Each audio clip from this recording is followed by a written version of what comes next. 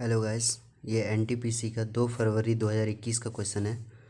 तो सबसे पहला क्वेश्चन कहता है कि ए बी सी किसी काम को 20 दिन में, 40 दिन में और 60 दिन में करता है। तो ए अगर यदि 8 दिन बाद और बी अगर यदि 12 दिन के बाद काम को छोड़कर चला जाता है तो सी बाकी कितने दिन में करेगा।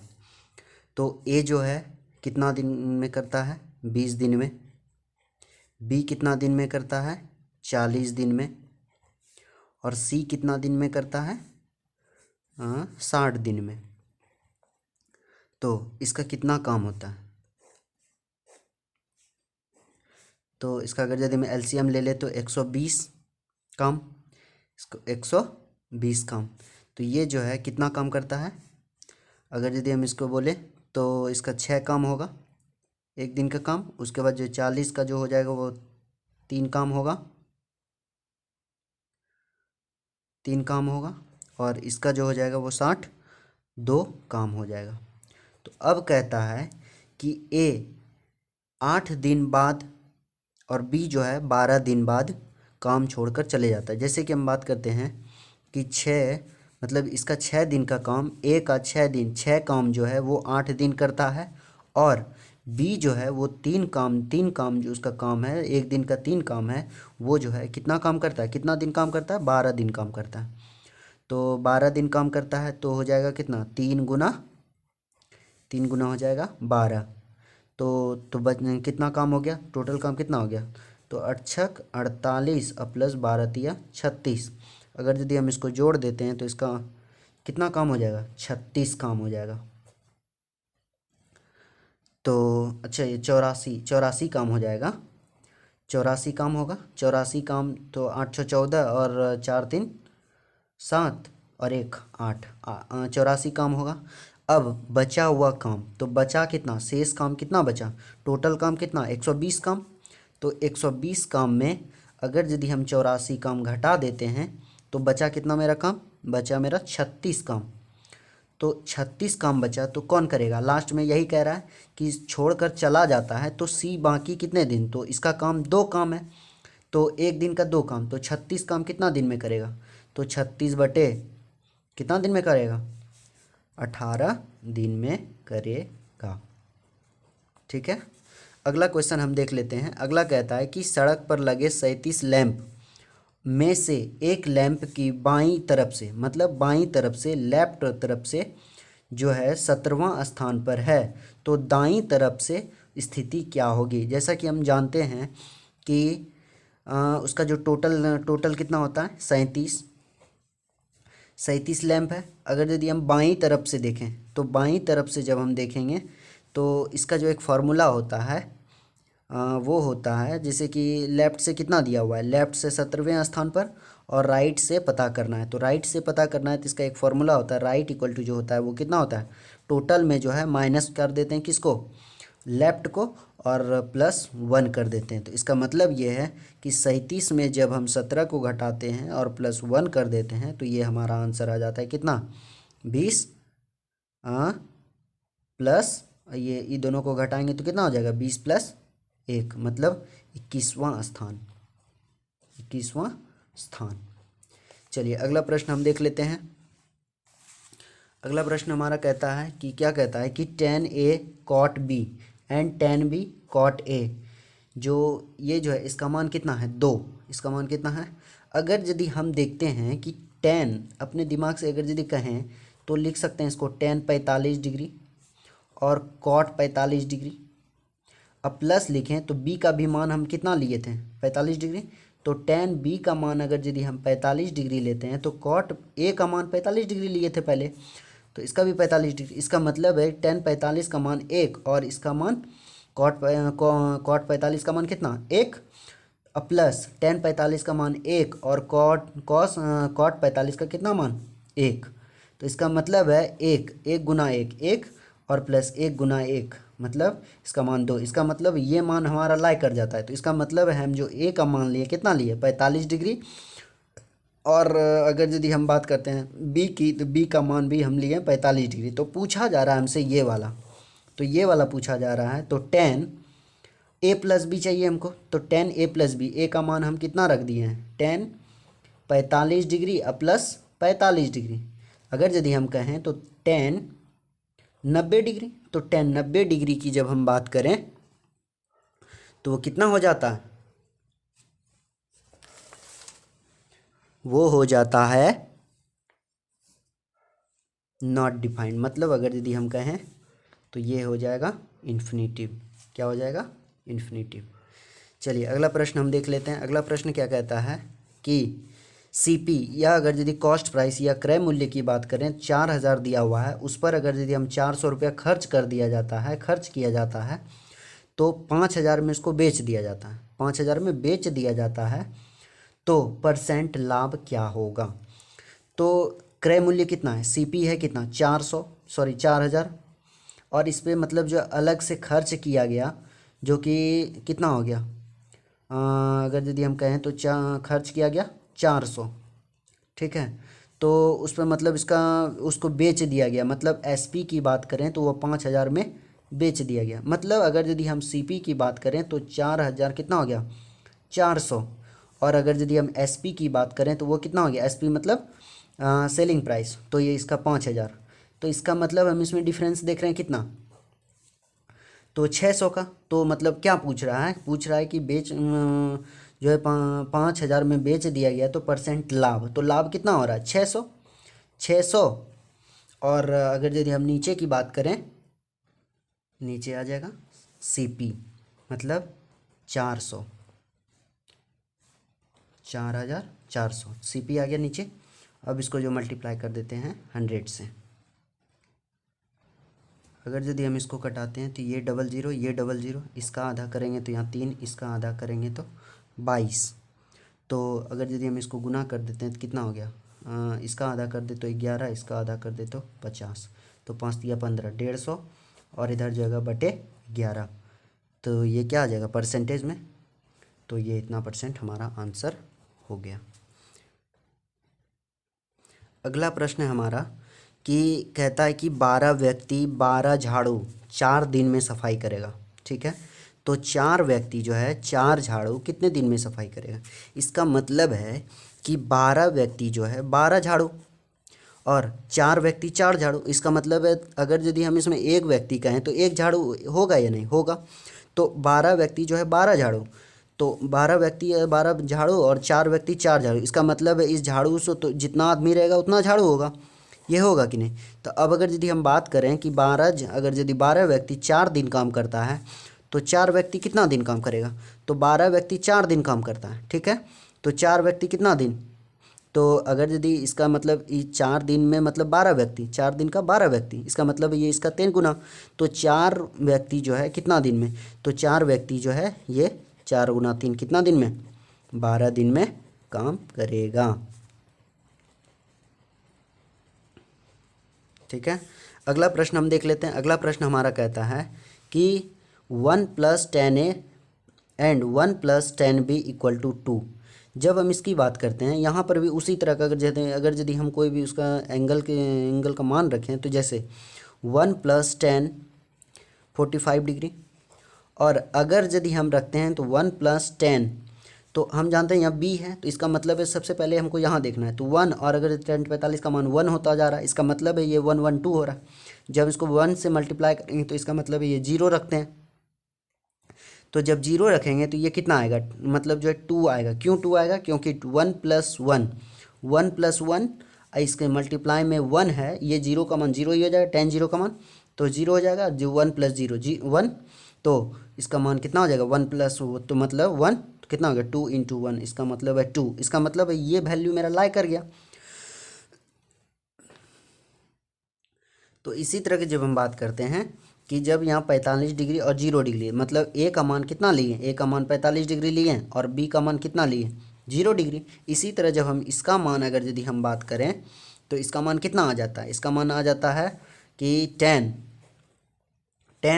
45 डिग्री + 0 कितना हो गया 10 45 डिग्री। जैसा कि हम जानते हैं 10 45 का मान कितना होता है 1, 10 45 डिग्री का मान कितना होता है अगर यदि हम बात करें 1। चलिए अगला प्रश्न हम देख लेते हैं। अगला प्रश्न हमारा कहता है कि 10 45 टेन 45 और ten 30 degree, ten 45 degree and ten 30 degree. अब 1 plus ten 45 degree and ten 30 degree. अगर यदि हम इसको सॉल्व करना चाहें तो सॉल्व इस तरह कर सकते हैं। टेन 45 का मान कितना 1, अब माइनस टेन 30 का मान 1/√3 है ना। आगे अगर यदि हम देखते हैं तो 1 प्लस है टेन 45 का मान 1 इंटू 1/√3। अगर यदि हम इसको आगे बढ़ाते हैं तो ये हो जाता है 1, अगर यदि हम √3 माइनस 1/√3 होगा, क्योंकि इसके नीचे नहीं कुछ तो 1, तो एलसीएम कितना हुआ 3 √3, तो √3 माइनस 1 हुआ। और नीचे भी उसी तरह अगर यदि हम बात करते हैं तो 1 प्लस, तो ये √3 का मतलब कॉमन आ जाएगा, एलसीएम ले लेंगे तो यहाँ क्या हो जाएगा √3 और +1।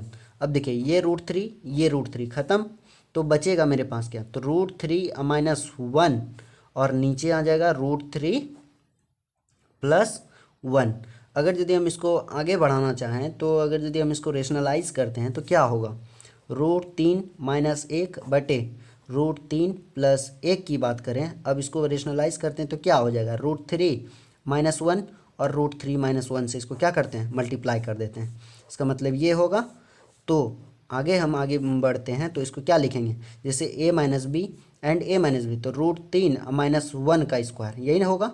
तो हम क्या लिख सकते हैं इसको, √3 प्लस इसको क्या लिख सकते हैं, √3 का स्क्वायर माइनस 1 का स्क्वायर। जैसा कि हम जानते हैं a plus B and a minus B, तो a plus B and a minus B को हम क्या लिखते हैं, A plus B and a minus B को हम क्या लिखते हैं, a square minus B square. इसका मतलब है कि 3 का √3 का स्क्वायर और माइनस 1 का स्क्वायर। तो यहाँ कितना हो जाएगा, अगर यदि हम इसका फॉर्मूला लगाएं a माइनस बी का होल स्क्वायर, तो a square plus B square plus 2ab। अगर यदि हम बात करें √3 का स्क्वायर प्लस 1 का स्क्वायर और प्लस, अगर यदि हम बात करें प्लस तो होगा नहीं क्योंकि यहाँ माइनस होगा और यहाँ 2 इंटू 1 इंटू क्या होगा √3, ठीक है। तो अब बटे हो जाएगा कितना, √3 का स्क्वायर तो 3 ही होगा और माइनस 1 कितना हो जाएगा। तो आगे देखते हैं, यहाँ पर अगर यदि आ जाएगा तो √3 का स्क्वायर 3 और प्लस 1 का स्क्वायर 1 और माइनस 2 इंटू √3 मतलब 2√3 बटे कितना हो जाएगा 2। 3 में 1 गया, कितना बचा 2 बचा। तो अब देखिए 3 1 कितना हो गया 4 और माइनस 2√3, अब बटे हो जाएगा 2। तो हम 2 अगर यदि हम इसका कॉमन ले लेते हैं तो बचेगा मेरे पास क्या, कि 2 माइनस √3 अब बटे 2, तो ये 2 ख़त्म। तो बचा मेरे पास क्या, मात्र यही ना बचा, 2 माइनस √3, 2 माइनस √3 हमारा आंसर आएगा। यहाँ लिख सकते हैं 2 माइनस √3। चलिए अगला प्रश्न हम अगर यदि हम देख लेते हैं, ए बी की चाल का अनुपात 2 3 5 है तो समान दूरी के लिए समान मतलब जो समय अनुपात क्या होगा। जैसे कि हम यहाँ लिखा हुआ है इसका अनुपात जो है 2:3:5 है, 2:3:5 है, 2:3:5। अगर यदि हम इसमें एलिमिनेशन मेथड लगाते हैं, जैसे देखिए 2 को हटा दिए तो क्या बचा 5 दिया 15, फिर अगर यदि हम 3 को घटा दिए तो 5 दूनी 10, अगर यदि हम 5 को हटा दिए 3 दूना 6, ये कटेगा नहीं कटेगा। तो ये हो गया हमारा किसका अनुपात, ये हो गया समय के अनुपात। किसका अनुपात, ये समय के अनुपात हो गया। और ये किसका अनुपात था, चाल का अनुपात दिया हुआ था जो कि हमको समय के अनुपात निकालना था। चलिए देखिए अगला प्रश्न हमारा कहता है कि 13, 20 और 27 और 40 को कौन सी संख्या से भाग देने पर या भाग देने से हर बार 1 2 3 4 ये क्रमशः जो शेषफल बचे। इसका मतलब है जो भी हमारा नंबर दिया हुआ हो, जो भी नंबर दिया हुआ उसको पहले लिख लेते हैं, 13, 20, 27 और कितना 40, उसका शेष कितना बचेगा 1 2 3 4, ये क्रमशः दिया हुआ, इसको घटा देते हैं। इसको घटाने का मतलब है ये कितना हो जाएगा 12, ये हो जाएगा 18, ये हो जाएगा कितना 24, ठीक है। तो और ये हो जाएगा कितना 36। अगर यदि हम इसका HCF निकाल लेते हैं तो ये हमारा पता चल जाएगा क्या, शेषफल, मतलब जो है शेषफल इतना बचेगा। तो इसका मतलब जो कौन सी संख्या, तो बोल रहा है HCF, इसका जो HCF हो जाएगा वो हो जाएगा कितना, HCF हो जाएगा, अगर यदि हम 2 6 की बात करें तो ये HCF मतलब जो सबसे बड़ी संख्या जो हो जाएगी वो HCF हो जाएगी। इसका मतलब HCF 6 हमारा आंसर आएगा। चलिए अगला प्रश्न हम देख लेते हैं, वृत्त की परिधि, ठीक है, वृत्त की परिधि यहाँ पर ये हो सकता है ये 8 सेंटीमीटर हो। वृत्त की परिधि जो है 8 सेंटीमीटर हो तो वृत्त का व्यास बताइए। तो वृत्त की परिधि, जैसा कि हम जानते हैं कि वृत्त की परिधि क्या होता है, वृत्त की परिधि क्या होता है, 2πr। तो हम जानते हैं 2πr बराबर कितना दिया हुआ है, 8 सेंटीमीटर। तो 8 सेंटीमीटर लिखते हैं। तो अब देखिए ये 2 से 2 कटा, यहाँ 4 बचा, तो कितना हो गया 4 सेंटीमीटर। तो हम लिख सकते हैं πr बराबर 4 सेंटीमीटर। तो उसी तरह हम पाए, तो यहाँ पूछ क्या रहा है, वृत्त का व्यास पूछ रहा है। इसका मतलब है इसको पाए को हम क्या लिख सकते हैं, 22/7 लिख सकते हैं। तो हम क्या लिखेंगे, इसको 22/7 लिखेंगे। तो बराबर कितना हो जाएगा 4। तो और आर का मान कितना हो जाएगा, 4 × 7 अब बटे 22। तो इसको भाग लगा दीजिए, तो ये 2 हो गया, ये 11 हो गया। मतलब आर कहें तो कितना हो गया 7 दूना 14/11। तो हमको चाहिए व्यास। हम जानते हैं जैसा कि आर मतलब जो है 2d बराबर जो होता है 2r होता है। तो व्यास चाहिए हमको, तो डायमीटर चाहिए। तो इसका मतलब है d = 2r। तो 2 × 14/11 तो कितना हो गया 28/11। 28/11। चलिए अगला प्रश्न हम देख लेते हैं।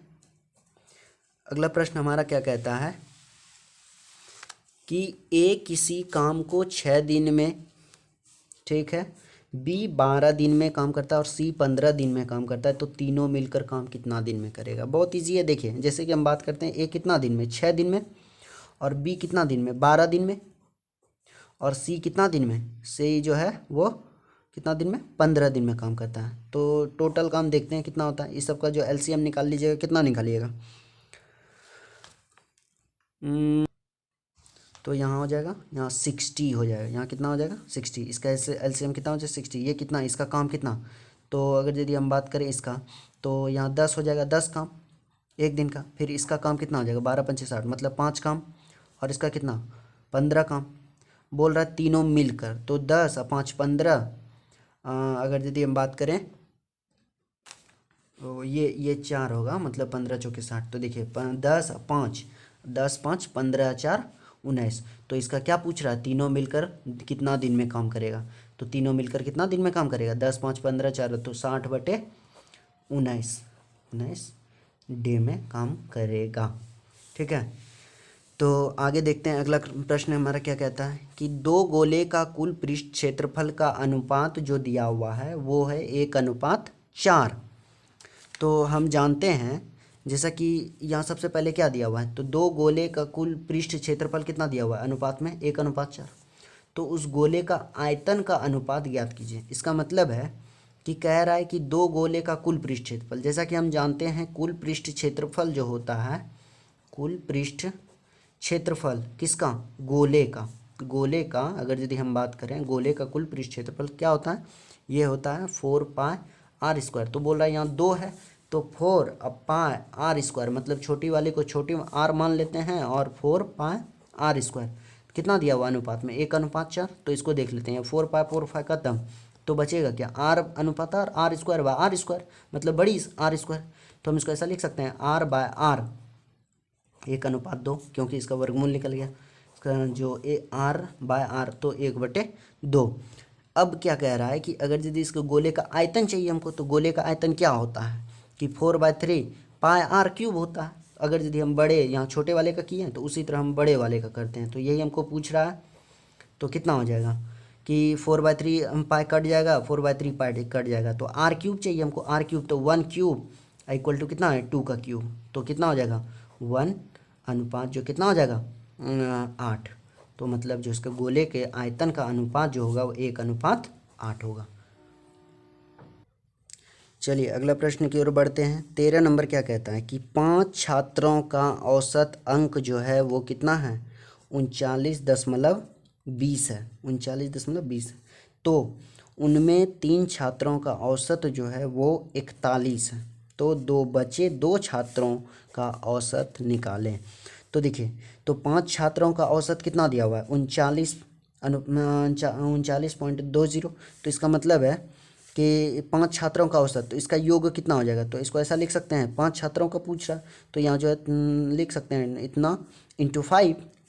तो मतलब इसका योग निकला। अब प्लस देखिए दिया हुआ है उनमें से 3 छात्रों का औसत इतना दिया हुआ है, इसका मतलब इसमें अगर 3 छात्रों का औसत घटा दें, योग घटा दें, तो कितना हो जाएगा, तो बचेगा कितना, 2 का बचेगा, तो 2 से डिवाइड कर देंगे तो उसका भी औसत निकल जाएगा कि नहीं, हाँ निकल जाएगा। तो उसी तरह जब हम इसको मल्टीप्लाई करते हैं तो यह कितना हो जाता है 196, और माइनस हो जाता है, इसको 3 से करेंगे तो 3 चौक 12 123, अब बटे हो जाएगा 2, इसका आंसर हो जाएगा 73/2। तो घटाते हैं, 6 में 3 गया 3, और यहाँ बचा 19 में 9 में 2 गया 7, ठीक है। तो ये हमारा आंसर आएगा। अगला प्रश्न हम देख लेते हैं। अगला प्रश्न हमारा कहता है कि विपिन और उसके पत्नी के आयु का अनुपात 5:6 है, तो 10 वर्ष बाद आयु का अनुपात 8:10 हो जाएगा। तो विपिन अपने पत्नी से कितना वर्ष बड़ा या छोटा है। इसमें ऑप्शन भी कुछ दिया हुआ है, देख लेते हैं। तो अगला ऑप्शन क्या कह रहा है कि विपिन और उसके पत्नी के आयु का अनुपात कितना है 5:6, लिख लेते हैं 5:6।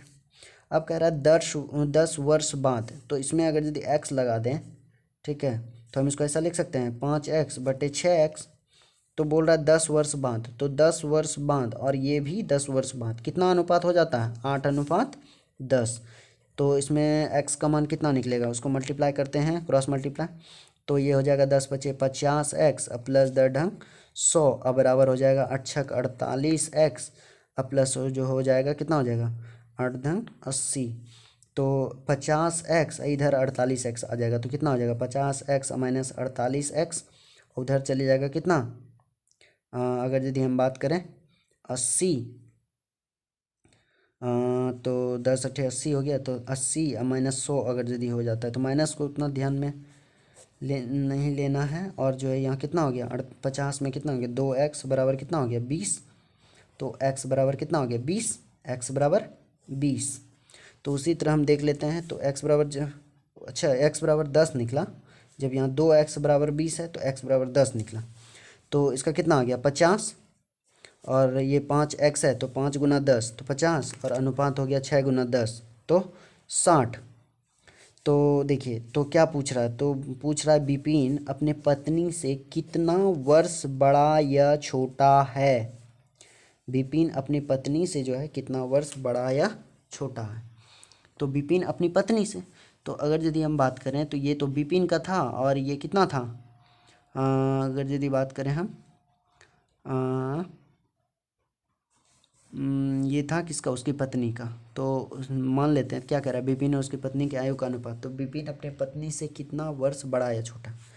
तो इसमें ऑप्शन जो है सब में वही बड़ा बड़ा है, लेकिन छोटा भी होगा, इसमें बराबर जो भी हो। देखिए तो इसका क्या कह रहा है, तो इसकी पत्नी से ये कितना छोटा है, तो 10 वर्ष छोटा है, तो हमारा आंसर हो जाएगा 10 वर्ष छोटा है। चलिए अगला प्रश्न हम देख लेते हैं। किसी वस्तु को 340 रुपये में बेचता है तो लाभ जो है 20% होता है। तो इसका मतलब डायरेक्ट है, तो इसका 20% लाभ होता है, तो 100 से 20% लाभ हुआ तो 120% कितना होगा 340 होगा। तो उसका मतलब जो 100% चाहिए, तो 340/120 गुना कर दीजिए 100। इसको कटाइएगा तो कैसे कटेगा, ये कटेगा ये कटेगा और कटेगा, इसको 6 कर दीजिए, इसको कर दीजिए कितना 170।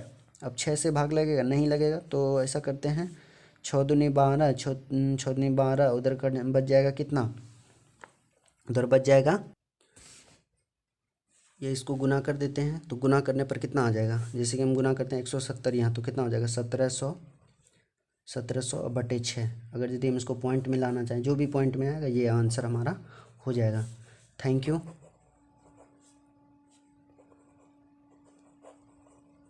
For watching.